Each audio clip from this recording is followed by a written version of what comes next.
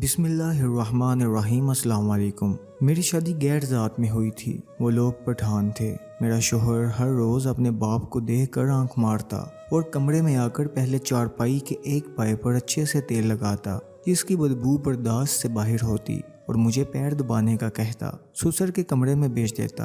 میں وہاں جاتی تو شدید سر درد کے باعث بے ہوش ہو کر گر پڑتی۔ شوہر ہفتے میں 3-4 بار ایسا ضرور کرواتا۔ جب میں صبح اٹھتی تو اپنے کمرے میں موجود ہوتی اور جسم پر عجیب نشان ہوتے۔ شوہر کو دیکھتی تو مسکرا دیتا۔ میں نے رات جاننے کے لیے اس روز ناک میں روئی ڈال دی اور سسر کے کمرے میں جا کر بے ہوش ہونے کا ناٹک کیا۔ اس کے بعد جو ہوا روح لرز گئی کیونکہ دونوں پٹھانوں نے… میرا نام روبینہ ہے۔ ہم بہت زیادہ غریب تھے اور ریلوے کے قریب بسی آبادی میں رہتے تھے۔ یہاں پر زیادہ تر گھر پٹھانوں کے ہی تھے۔ بچے بہت زیادہ ہوتے تھے اس لیے پورا دن گلی میں شور رہتا تھا۔ امی کہتی تھیں کہ بہت ہی زیادہ شرارتی بچے ہوتے ہیں ان کے۔ میرے بابا کی ایک پٹھان کے ساتھ بہت دوستی تھی، وہ ہمارے ہمسائے بھی تھے۔ میرے بابا نے کہا کہ بڑے پریشان ہیں، سمجھ نہیں آتی کہ کیا کریں۔ بیٹی کی عمر نکلتی جا رہی ہے لیکن جہیز ہی جمع نہیں ہو رہا تو شادی کیسے کریں گے، کیونکہ بیٹیاں تو جہیز کے ساتھ ہی جاتی ہیں۔ لوگ جہیز کی 7 بیٹیاں لے جاتے ہیں، بیٹی کے ساتھ جہیز نہیں لے جاتے۔ اس نے کہا کہ یہ تمہارے ہاں ہی ہے جہیز کی مصیبت، ہمارے ہاں تو لڑکا سارا کچھ خود ہی بناتا ہے۔ میرے بابا یہ سن کر حیران رہ گئے۔ اس نے بتایا کہ کچھ پٹھانوں کے قبیلے ہیں جس میں لڑکا جہیز بھی خود بناتا ہے، لڑکی کے لیے سونا بھی بناتا ہے اور لڑکی گھر میں جو کھانا پکتا ہے بارات والے دن اس کے پیسے بھی دیتا ہے۔ اور اس کے علاوہ اگر لڑکی خوبصورت ہو تو اس کا باپ اگر کوئی اور شرط رکھنا چاہے تو وہ بھی لڑکے کو پوری کرنی پڑتی ہے۔ میرے بابا نے کہا کہ میری بیٹی کی شکل و صورت تو بہت اچھی ہے لیکن اب 25 سال کی ہو گئی ہے، شادی ہوتے ہوتے بھی 2-3 سال لگ جاتے ہیں۔ اگر 26-27 کی ہو گئی تو لوگ کہیں گے کہ بوڑھی بچی کر کے شادی کی ہے۔ بابا کو اس کے دوست نے کہا کہ تم پٹھانوں میں شادی کیوں نہیں کرتے، لیکن بابا نے کہا کہ ہم لوگ تو پنجابی ہیں، پٹھانوں میں رشتہ کیسے کریں گے۔ انہوں نے کہا کہ آج کل کوئی فرق نہیں پڑتا، پٹھان بھی رشتہ لیتے ہیں۔ میں اپنے دوست سے بات کر لیتا ہوں، اس کا ایک جوان بیٹا ہے، بہت ہی زیادہ نیک ہے، اس کے ساتھ وہ اپنی بیٹی کی شادی کر لو، جہیز اور سونا بھی وہ خود ہی بنا دیں گے، تمہارا کوئی خرچہ ہی نہیں ہوگا۔ میرے بابا کو یہ بات بہت اچھی لگی، لیکن جب انہوں نے یہ بات امی سے کی تو امی نے کہا کہ ہماری بیٹی اس ماحول میں کیسے رہے گی۔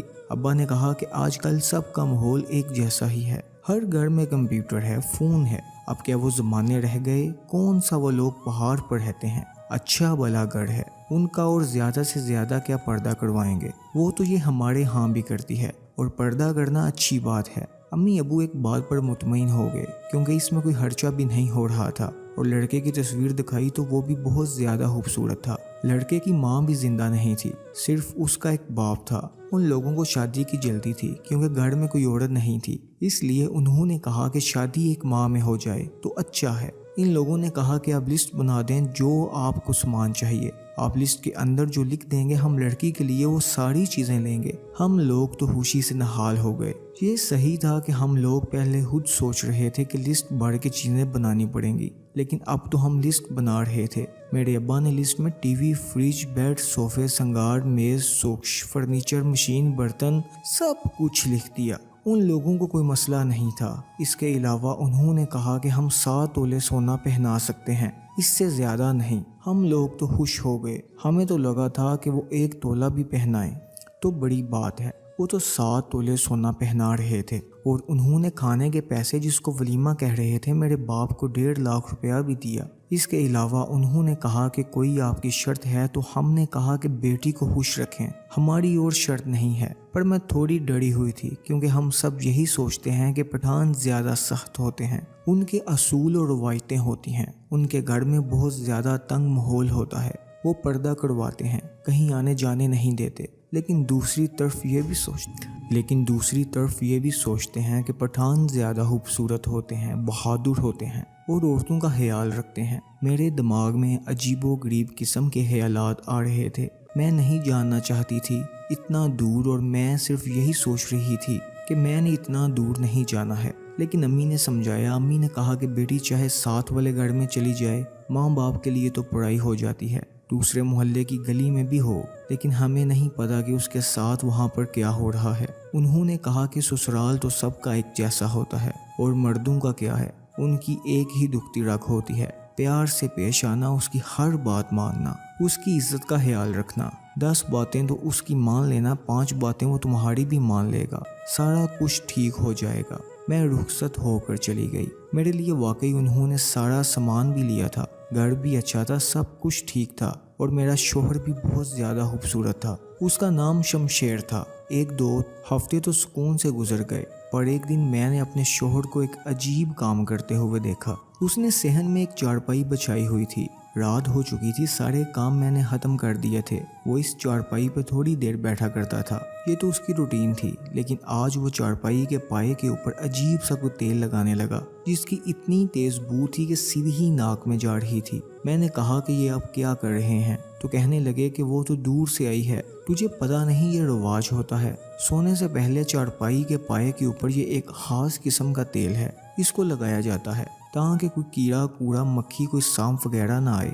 मैंने कहा कि लेकिन इसकी इतनी बदबू आएगी तो हमारे ही दिमाग में जाएगी। मेरे शोहर ने कहा कि तुझे अभी बुरी लगेगी, इसके बाद इसकी आदत हो जाएगी। इसके बहुत फ़ायदे हैं, इसको लगाने से नींद भी अच्छी आती है। मुझे लगा कि ये अलग रिवाज है तो होगा कोई रिवाज। खैर बर्दाश्त करके बैठ गई। शोहर ने कहा कि थोड़े पाँव दबा दो। मैं उसी पाए की तरफ बैठी थी जहाँ उसने तेल लगाया था और वो बदबू आकर सीधी मेरे नाक में जा रही थी। उसके बाद कहने लगा कि अब्बा की तबीयत खराब है, थोड़ा उनके भी पाँव दबा दो, फिर आकर सो जाना। मैंने कहा कि ठीक है। मैं ससुर के कमरे में चली गई और मेरा शोहर बाहर ही बैठा था, इसलिए मुझे डरने की क्या ज़रूरत थी। मैंने ससुर के पाँव दबाए, लेकिन इसके बाद मुझे अचानक से सर दर्द हुआ और फिर मुझे याद ही नहीं कि मेरे साथ क्या हुआ। सुबह आँख खुली तो मैं अपने कमरे में ही थी, लेकिन मुझे कुछ याद नहीं था। इसलिए मैंने शोहर से कहा कि रात को क्या हुआ था, तो उसने कहा कि तुम बेहोश हो गई थी,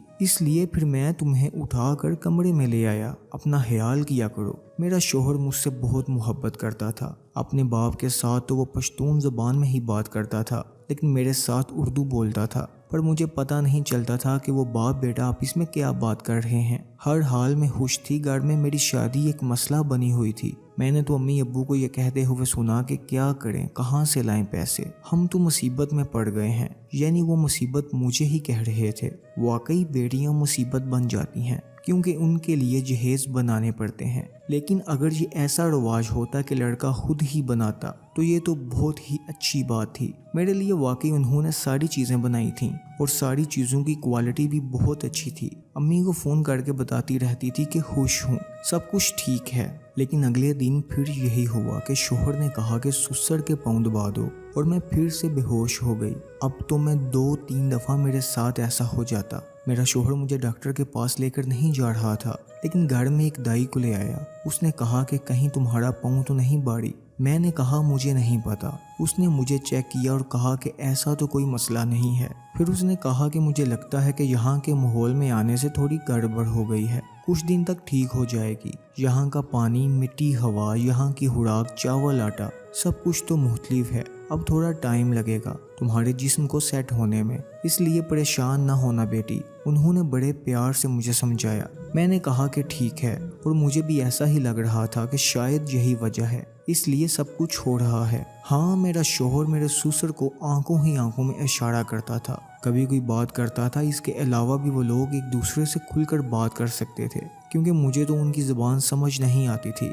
मौसम बदलने लगा तो मेरे शोहर ने चारपाई को कमरे में ही रख लिया, जबकि कमरे में बेड भी था। लेकिन वो इस चारपाई के ऊपर रोज़ वही तेल लगाता था। इस घर में लोगों का आना जाना बहुत कम था। मैं लोगों से पूछना चाहती थी कि ये तेल सारे ही लगाते हैं या कहीं मेरा शोहर ही ये सब कुछ कर रहा है। हफ्ते में 3 दफ़ा मैं बेहोश हो रही थी। अभी तो मेरा खाना पीना भी ठीक था। इनके घर में तो हमेशा गोश्त ही बनता था। हमारे घर में इतनी दौलत नहीं थी, हम लोग दाल सब्जी खाकर ही गुजारा करते थे। यहाँ आकर तो मेरी सेहत अच्छी हो जानी चाहिए। ये सब कुछ क्यों हो रहा था? यहाँ औरतें मुझे अजीब नज़रों से देख रही थीं। ऐसा लगता था कि किसी जानवर को चिड़ियाघर में बंद कर दिया है और सारे ऐसे देख रहे हैं। वो कह रही थीं कि पंजाब से लाए हो, फिर यहाँ पर कैसे रहती है। वैसे इस हवाले से मुझे कोई मसला नहीं था। میرا شوہر مجھے اپنے ساتھ کہیں لے کر نہیں جاتا تھا، اگر مجھے بازار جانا ہوتا تو مجھے کسی عورت کے ساتھ بھیج دیتا تھا، لیکن مجھے اس بات سے کوئی مسئلہ نہیں تھا۔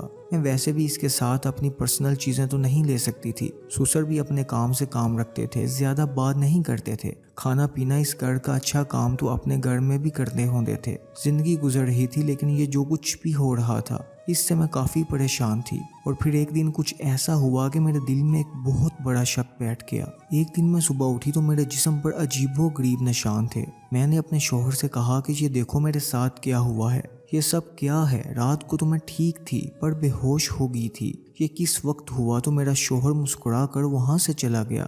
میں نے کہا میری بات کا جواب تو دے دو۔ تو کہتا تھا کہ تم بالکل بچی ہو، تمہیں کسی بات کا پتہ نہیں ہے کہ وہ وہاں سے چلا گیا۔ اور میں حیران رہ گئی کیونکہ مجھے یاد نہیں تھا کہ یہ سب کچھ کب ہوا تھا۔ ایک دفعہ ایک عورت گھر میں آئی، میرے سسر بھی نہیں تھے اور میرا شوہر بھی نہیں تھا۔ اس نے مجھے کہا کہ چینی چینی، تو مجھے سمجھ آ گئی کہ وہ چینی مانگنے آئی ہے۔ پھر میں نے اسے چینی ڈال کر دی تو اس نے چارپائی کی طرف دیکھا اور کہا کہ یہ کیا ہوا ہے؟ مجھے اس کی سمجھ نہیں آ رہی تھی کیونکہ تیل لگانے کی وجہ سے چارپائی کا سارا پایا بالکل ہی گندا ہو گیا تھا۔ میں نے کہا کہ وہ تیل اس پر لگاتے ہیں۔ اس نے کہا کون سا تیل؟ میں نے کہا کہ جو یہاں پر لگایا جاتا ہے وہی والا۔ اس نے کہا کہ ایسا تو کچھ بھی نہیں ہوتا۔ اس نے کہا کہ اس کو دھو لو تو چارپائی خراب ہو جائے گی۔ وہ کچی پکی اردو میں بول رہی تھی۔ مجھے اس کی زیادہ باتیں سمجھ نہیں آئیں، لیکن مجھے اتنا ضرور سمجھ آ گیا کہ وہ یہ کہنا چاہ رہی تھی کہ اس پر تیل کیوں لگایا ہے۔ وہ جس طرح حیران ہوئی تھی اس کا مطلب تھا کہ یہاں پر ایسا کچھ نہیں ہوتا۔ پھر میرا شوہر یہ سب کچھ کیوں کر رہا تھا؟ میری سمجھ سے باہر تھا۔ میں سسر کے کمرے میں جاتے ہی بے ہوش کیوں ہو جاتی تھی؟ میرے سر میں درد ہوتا تھا کہ مجھ سے اپنا آپ سنبھالا نہیں جاتا تھا۔ رات میں بے ہوش رہتی تھی، مجھے پتہ ہی نہیں چلتا کہ میرے ساتھ کیا ہو رہا ہے۔ شادی ہوئی تھی، شوہر نے ابھی تک میکے نہیں بیچا تھا۔ اس نے کہا تھا کہ بار بار نہیں بیچ سکتا۔ ماما بابا تو چپ تھے کیونکہ وہ ویسے ہی کہتے تھے کہ ہم لڑکی والے ہیں، زیادہ بات کریں گے تو تمہارے لیے ہی مسئلہ ہوگا۔ میرا بہت دل کر رہا تھا یہاں سے جانے کا، پر کوئی جانے نہیں دے رہا تھا۔ شادی کو 7 ماہ ہو گئے تھے۔ 7 ماہ میں انسان ایک چکر تو لگا ہی سکتا ہے۔ میرا بہت دل کر رہا تھا اور میں یہاں پہ پریشان بھی بہت تھی، لیکن پھر بھی شوہر نے کہا کہ اتنی دور تمہارا گھر ہے، فی الحال میرے پاس کرائے کے پیسے نہیں، اگلے مہینے میں تمہیں لے جاؤں گا، پھر بے شک 2 مہینے تک رہنا، مجھے کوئی فرق نہیں پڑے گا۔ میں اسی بات پر خوش ہو گئی کہ چلو دیر سے ہی صحیح پر 2 مہینے کے لیے جاؤں گی، پر جانے سے پہلے مجھے یہ ضرور جاننا تھا کہ اس گھر میں کیا ہو رہا تھا۔ ایک دن شوہر سے کہا کہ دل گھبرا رہا ہے، تو اس نے کہا کہ ساتھ والی خالہ کے گھر چلی جاؤ۔ ان کے پاس گئی تو ان کی بہو پڑھی لکھی تھی، اس کے ساتھ تھوڑی بہت بات چیت بھی ہو گئی۔ اس نے کہا کہ کیسی ہو؟ تو میں نے کہا ٹھیک ہوں۔ اس نے کہا کہ اچھی بات ہے تمہارا شوہر اپنے باپ پر نہیں گیا۔ میں نے کہا کیا مطلب ہے تمہارا؟ سسر بہت ہی ظالم آدمی ہے، ساری زندگی اپنی بیوی کو مارتا رہا ہے، یہاں تک کہ مار مار کر اس کی جان لے لی۔ اس کی چیخوں کی آواز پورے محلے میں آتی تھی۔ میں سن کر حیران رہ گئی۔ میں نے کہا کہ میرا شوہر ایسا بالکل بھی نہیں ہے، وہ اس طرح کی کوئی حرکت نہیں کرتا ہے، جب سے آئی ہوں میرا بہت خیال کر رہا ہے، ہر بات مانتا ہے۔ اس نے کہا کہ اچھی بات ہے، ضروری نہیں ہے کہ اولاد باپ پر جائے، تمہارے شوہر کے حوالے سے کوئی بات ہم نے کبھی نہیں سنی، اس معاملے میں وہ اچھا ہے، بس اپنے گھر میں خوش رہو۔ میں نے کہا کہ میں بور ہو جاتی ہوں۔ اس نے کہا کہ جب کبھی تمہارا دل کرے ادھر آ جایا کرو۔ اس نے کہا کہ یہاں پر جو لوگ پڑھے لکھے ہیں صرف انہی کو اردو آتی ہے، کیونکہ اسکول میں اردو سیکھ سکتے ہیں۔ میں نے میٹرک کیا ہے اس لیے مجھے اردو آتی ہے۔ ایک رات میرے شوہر نے پھر سے وہی تیل لگایا اور میں تھوڑی دیر کمرے میں بیٹھی۔ اس کے بعد اس نے کہا کہ جا کر سسر کے پاؤں دباؤ۔ جب سسر کے کمرے میں گئی تو وہ بیڈ پر لیٹے تھے، پر ان کے پاؤں دبانے سے پہلے ہی میرا سر چکرانے لگا اور میں بے ہوش ہو گئی، لیکن میں بے ہوش صرف ان کے سامنے ہوئی تھی۔ دراصل میں نے اپنے ناک میں روئی ڈال لی تھی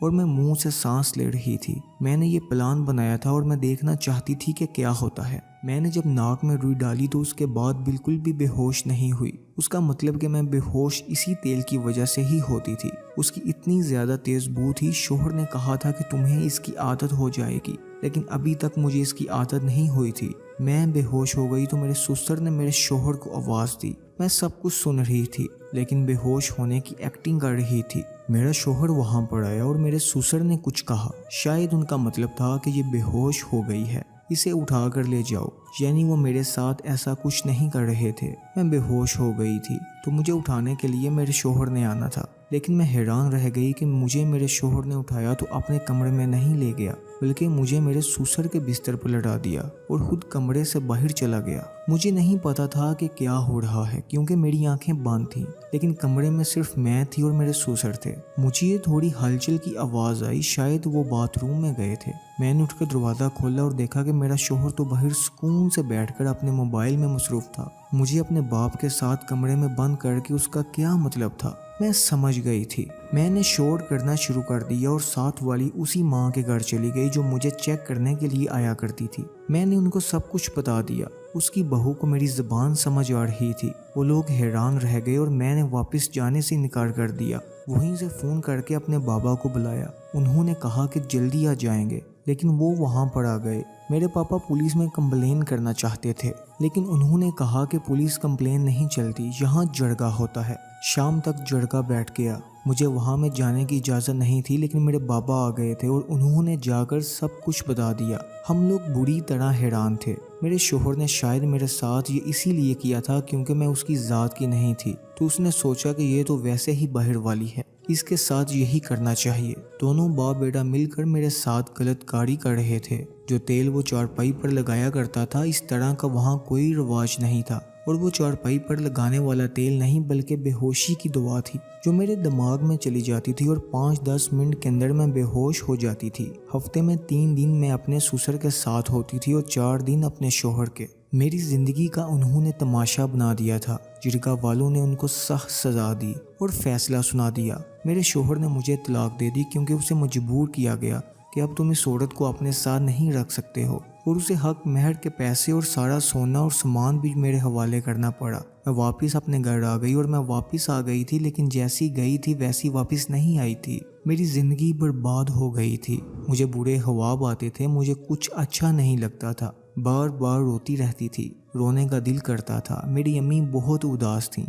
इधर किसी को भी बुरी बात का नहीं पता था। सब ने यही कहा कि बस वहाँ पर उसका दिल नहीं लगा, उनके माहौल में एडजस्ट नहीं हुई और उसे तलाक हो गई। इस बात पर भी लोगों ने बहुत बातें बनाई थीं। मेरी अम्मी कहती थीं कि तुमने लालच में आके अपनी बेटी की ज़िंदगी बर्बाद कर दी। यहाँ पर मसला ये नहीं था कि वो लोग पठान थे या पंजाबी, क्योंकि एक बुरा इंसान हमेशा बुरा होता है। इस बात से कोई फ़र्क नहीं पड़ता कि वो पठान है या पंजाबी, वो लोग थे ही बुरे। अगर वो पंजाब में होते तब भी यही करते। इस बात का अंदाज़ा मुझे तब हुआ जब दोबारा उसी गाँव से मेरे लिए एक रिश्ता आया, क्योंकि किसी ने ये देखा था कि मेरे साथ बहुत बुरा हुआ है। वो शख्स जिरगे में ही बैठा था और उसने इरादा किया कि वो मुझसे शादी करेगा, इसलिए रिश्ता भेजा। हम फिर से ये सब नहीं करना चाहते थे, लेकिन और कोई ऑप्शन नहीं था। जब मेरी शादी हो गई तो मुझे महसूस हुआ कि वो इस दुनिया का सबसे अच्छा इंसान है। मुझे इज्जत देता था, मेरा ख्याल रखता था, और मेरे साथ जो भी हुआ उसके बारे में उसने कभी जिक्र तक नहीं किया।